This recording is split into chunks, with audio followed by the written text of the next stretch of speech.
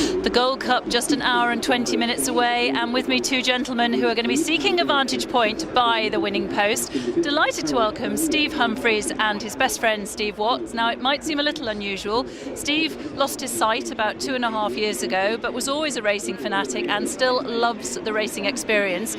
Steve, a lot of people will find that unusual because obviously it is a spectator sport and you can't see the races.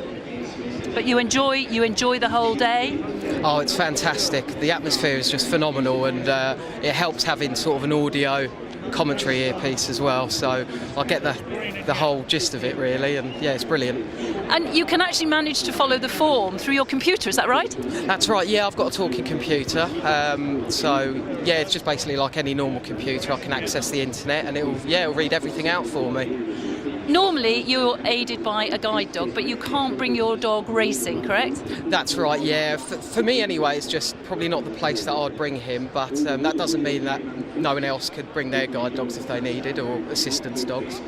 But instead, on your race stage, you have your best friend here, Steve Watts. Steve, on a day like this with thousands and thousands of people, how difficult is it, steering Steve and looking after him through the crowds? Well, it's hard work getting through the crowds, but once we've figured out the layout, we've tried to make it as easy as possible. We've been hovering around the finish post, the bars and the bookies. So, yeah, it's an absolute pleasure bringing him round. He got me into racing in the first place.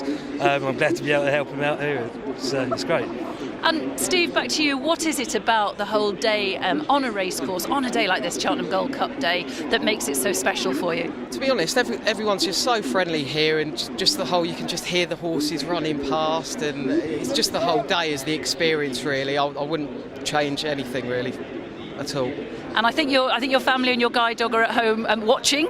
They are, yeah. Can I just say a quick hi to Mum, Dad, Thomas, Uncle Dave, and also the guide dogs at St Albans branch, who gave me the confidence to actually come out and try and carry on as normal, really. No, well, that's excellent. And go on, one thing I do want from you, a tip for the Gold Cup. Oh, I have to say Burton Port for that one, actually.